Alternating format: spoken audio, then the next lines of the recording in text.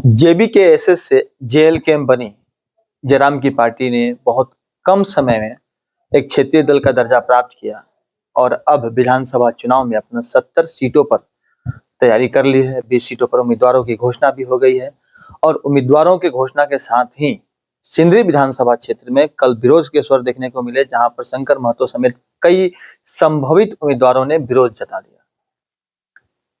हालांकि यह स्थिति धनबाद में देखने को नहीं मिली है, लेकिन धनबाद से भी कुल 5 कैंडिडेट ने संभावित उम्मीदवारों ने अपना नामांकन किया था। उन्होंने अपनी दावेदारी पेश की थी और उसमें सपन कुमार मोदक को उम्मीद जो है पार्टी से मिली। पार्टी ने उन्हें धनबाद से चुनावी मैदान में उतारा है। धनबाद विधानसभा क्षेत्र से उन्हीं उम्मीदवारों संभावित उम्मीदवारों की सूची में एक नाम है प्रकाश कुमार महतो का, जो कि सिविल इंजीनियर हैं और एनआईटी पटना से उन्होंने पढ़ाई की है, इंजीनियरिंग की, बीटेक किया है। उसके बाद देश की सीमा से बाहर जाकर लंदन में उन्होंने उच्च शिक्षा प्राप्त की है। हम उनसे सीधे जुड़ते हैं।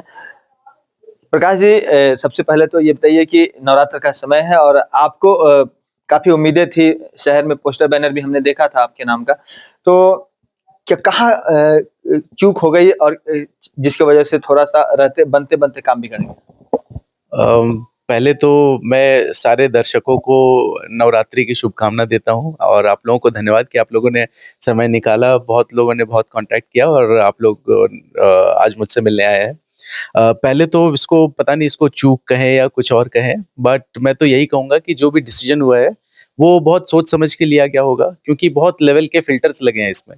सब लोगों ने अपना फॉर्म भरा, उसमें बहुत सारी चीज़ें लिखनी थी, जैसे आपका शिक्षा कहाँ तक है, आपने संगठन के लिए क्या काम किया है, या आपका कार्य अनुभव क्या है, आपने पहले क्या कर रखा है, या आपका विजन क्या है। तो जब इतनी सारी चीज़ों के थ्रू आप जाते हैं, उसके बाद जिला की एक समिति है जो आपका नाम आगे प्रस्तावित करती है। उसके बाद एक पार्लियामेंट्री कमिटी है जो उसमें से और फ़िल्टर लगाती है।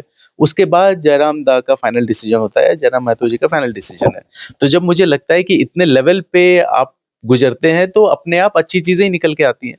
तो मुझे लगता है कि अगर सपन कुमार मोदक जी को चुना गया है, तो बहुत सोच समझ के ही लोगों ने चुना होगा उनको। तो मुझे लगता है ठीक है, जो जैसा है आगे है। और ये पता है कि जब 5 लोगों ने फॉर्म भरा था, तो ये भी पता था कि उन 5 में से किसी एक को ही मिलेगा।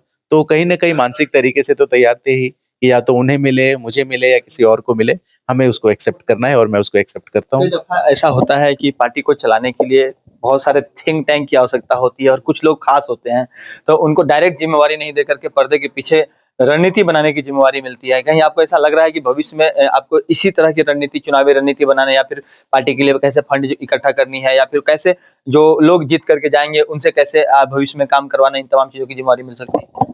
ये बहुत ही इंटरेस्टिंग और बहुत ही कहते हैं ना, आप बहुत अच्छा सवाल है आपका। क्योंकि जब हम लोग जुड़े थे या हमने स्टार्ट किया था ये सारा, मतलब जब संगठन के लिए प्रत्यक्ष रूप से जुड़ा था, तो जयराम दा और उनके साथ बात हुई थी कि हम एक एक्शन प्लान कुछ बनाएंगे जेबी केसेस के लिए। उस टाइम जेबी केसेस होता था, ये अब जेएलकेएम है, कि एक राज्य के क्या मुद्दे हैं और उन मुद्दों को हम कैसे धरातल पे उतार सकते हैं, क्या समस्याएं हैं उनको कैसे सुलझा सकते हैं। तो एक मैंने एक्शन प्लान बनाया था। तो उस एक्शन प्लान मुझे लगता है कि उनको बड़ा पसंद आया था जब डिस्कशन हुआ, और उन्होंने हो सकता है पार्लियामेंट्री कमेटी को दिया हो। मुझे उम्मीद है कि पार्लियामेंट्री कमेटी को दिया हो, सॉरी, जो मैनिफेस्टो ड्राफ्टिंग कमेटी है उनको दिया हो। और मैनिफेस्टो ड्राफ्टिंग कमेटी उसमें से जो भी इम्पोर्टेंट पॉइंट्स है, जो लगता है कि जो खास है, राज्य से जुड़े हैं, वो उसको अपने मैनिफेस्टो में रखेंगे। उसके अलावा जो जिला समिति है उनको मैंने धनबाद शहर क्षेत्र के जो समस्या है उनके क्या सॉल्यूशन हो सकते हैं, क्या और अच्छी चीजें हो सकती हैं, वो भी बना के दिया था। तो ये आपने सही कहा कि कई बार पार्टी को थिंक टैंक्स की जरूरत होती है। तो मुझे लगता है कि अगर एज प्रत्याशी नहीं तो एज एक बहुत अच्छा कार्यकर्ता, एक अच्छा थिंक टैंक या पार्टी के लिए एक और कुछ अच्छा काम करने का मौका मिल जाए, तो हो सकता है माता रानी की कृपा हो कि आप वहां नहीं तो यहाँ कहीं ना कहीं अच्छा करें।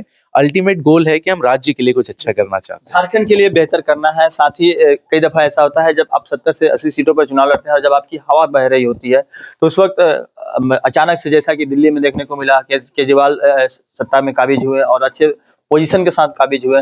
उस परिस्थिति में पार्टी के जब आगामी चुनाव हुए तो कई लोकसभा में सांसद बने कई लोग, इसके अलावा राज्यसभा में भी उनकी सक्रियता बन गई। तो संभव है कि राज्यसभा में भी आपके जब जो लोग हैं वो चुनकर जाएंगे, तो आने वाले वक्त में राज्यसभा में भी मौका मिल सकता है। ये तो बहुत एम्बिशियस होने वाली बात हो जाएगी, लेकिन ये बात सही है कि अलग लेवल पे अलग तरह के लोगों की जरूरत होती है।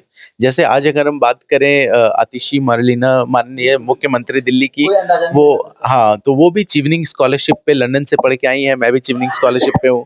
तो क्षमता की अगर बात करें तो आप कहीं ना कहीं बड़े अच्छे बन सकते हैं, अच्छा कर सकते हैं। तो मैंने राज्य को चुना था कि मैं राज्य के लिए काम करता रहूंगा, आगे जो भी मौका मिलेगा, जो भी प्रभार मिलेगा, मैं काम करता रहूंगा। इवन एक कुछ कसक रही क्या, या फिर लग रहा है कि नहीं भविष्य में माता रानी कुछ अच्छा करने वाली है? मैं तो हमेशा समझता हूँ जो होता है कुछ अच्छे के लिए होता है, कि अगर ये नहीं हुआ तो कुछ अच्छा इंतजार कर रहा है आपके लिए। इसी के साथ क्या होता है कि आपका मनोबल भी बढ़ता है, आप मोटिवेटेड रहते हैं। तो डेफिनेटली एज जैसे आपने कहा एज थिंक टैंक, तो अगर मैं पॉलिसीज पे काम कर पाऊंगा और उस पॉलिसी को अगर हमारी पार्टी धरातल पे उतार पाती है, तो वो भी मेरे लिए उतना ही जरूरी है जितना मेरे लिए उस पोजीशन पे होना। मैं पोजीशन पे नहीं हूँ, बट अगर मेरी बातें आगे मानी जा रही हैं, अगर वो आइडियाज वो आगे काम आ रहे हैं, तो मेरे लिए उतना ही ये भी एक जीत है। एक चीज़ और कहेंगे, बहुत सारे लोग आपको फ़ोन कर रहे होंगे, और कई लोग हमने भी, मेरे पास भी कई लोगों के फ़ोन आए, उन्होंने कहा कि प्रकाश को टिकट मिलना चाहिए था, हम लोग उनके साथ थे, हम लोग उनको विधायक बनते हुए देखना चाहते थे, ताकि उनकी धनबाद के विकास में भागीदारी सुनिश्चित हो सकती थी। तो ऐसे लोगों से आप क्या कुछ अपील करेंगे? ये आपका कहना सही है। कल दोपहर के बाद इतने सारे फ़ोन कॉल्स आ रहे थे कि शाम तक मैंने बहुत सारे फ़ोन नहीं उठाए, या मैंने फ़ोन साइलेंट पे रख दिया थोड़ी देर, क्योंकि मैं भी थोड़ी देर के लिए बिल्कुल अकेले रह के अपना चिंतन-मंथन करना चाहता था।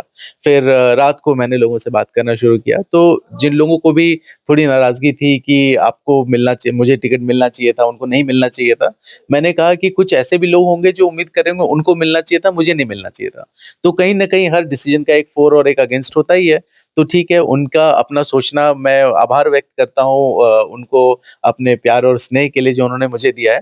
बट मैं तो यही कहूँगा कि हमें पार्टी के लिए सोचना चाहिए, राज्य के लिए सोचना चाहिए, व्यक्ति विशेष पे ना जाएँ। तो चाहे वो सपन कुमार मोदक जी हों, वो प्रकाश कुमार हों, वो तीसरे एक प्रत्याशी और थे कुश महतो जी हों, कोई भी हो। तो उनमें से जिसको भी टिकट मिलता है, अगर वो राज्य के हित में काम कर रहे हो तो सब बराबर है फिर। बिल्कुल, तो जिस तरह से अभी प्रकाश ने अपनी दरिया-दली दिखाई है और कहा है कि भले ही पार्टी ने विधानसभा में उन्हें इस मौका नहीं दिया हो, और वो जिस तरह से शुरू से जब भाषाई आंदोलन चल रही थी, छात्र आंदोलन चल रहा था, और एक बड़ी बयार चल रही थी, और उस वक्त जब युवा जुड़ रहे थे इनके साथ, तो इन्होंने लगातार जयराम का साथ दिया, और विदेश में रहकर भी इन्होंने जेबीएसएस को हर तरह से सहयोग किया, चाहे वो आर्थिक रूप से हो, या फिर सामाजिक मानसिक रूप से हो, या फिर उसके लिए पॉलिसी बनाने की कार्य हो। उन तमाम कार्यों को उन्होंने किया, और भविष्य में कुछ बेहतर हो इसकी उम्मीद हम भी लगाएंगे।